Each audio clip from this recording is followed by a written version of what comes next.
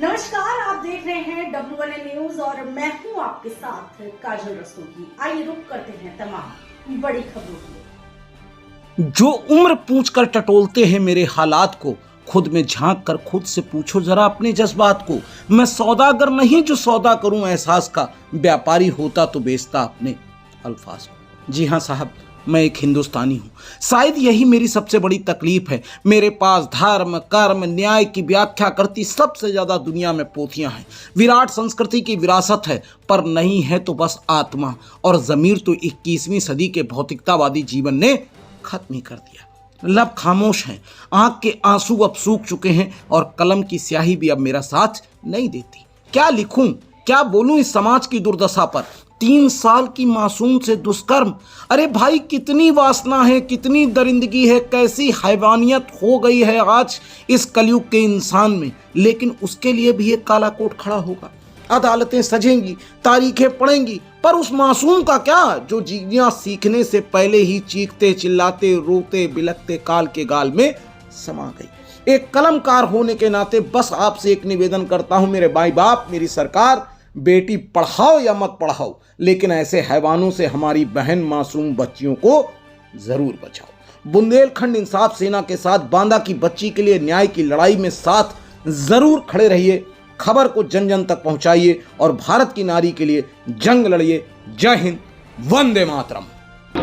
जी, बहुत ही अफसोस की बात है कि आज से 1 सप्ताह पहले जनपद बांदा के चिल्ला स्थित एक मासूम छोटी सी भोली सी बच्ची के साथ जो बलात्कार हुआ, और बलात्कार होने के बावजूद भी बांदा प्रशासन ने किसी भी तरीके से उस दरिंदे का, उस हैवान का इनकाउंटर नहीं किया।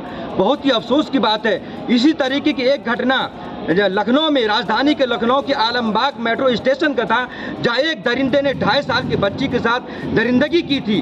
तो उसी टाइम वहां की पुलिस ने, वहां के प्रशासन ने डायरेक्ट उसको इनकाउंटर करके गिरा दिया था, उसके मौत के घाट सुला दिया गया था। काश अगर इसी तरीके से बांदा प्रशासन भी उस दरिंदे का इनकाउंटर कर दिया गया होता तो आज बांदा के लिए एक मिसाल बन जाती और आने वाले दिनों के लिए कोई भी इंसान ऐसे काम को अंजाम देने के लिए उसकी रूह कांप जाती और एक मिसाल बन जाती बांदा के लिए। लेकिन बांदा प्रशासन ने ऐसे काम को अंजाम नहीं दिया। ये बहुत ही अफसोस की बात है। आखिर इसके पीछे, प्रशासन के पीछे किसका सही था, एक बड़ा सवाल है। और इसी जून माह में तकरीबन 2.5 साल की बच्ची के साथ बलात्कार हुआ लखनऊ में, और कानपुर में 5 साल की बच्ची के साथ, जौनपुर में 5 साल की बच्ची के साथ, बलरामपुर में 5 साल बच्ची के साथ। ये क्या हो रहा है इस देश में? बहुत ही अफसोस की बात है। इसमें देश के राष्ट्रपति महोदया को चाहिए कि तत्काल उत्तर प्रदेश सरकार को बर्खास्त कर दे, अन्यथा की स्थिति में इसी तरीके से इस देश और प्रदेश के कुछ ऐसे दरिंदे हैं जो आए दिन इस तरह की हरकत करते रहेंगे।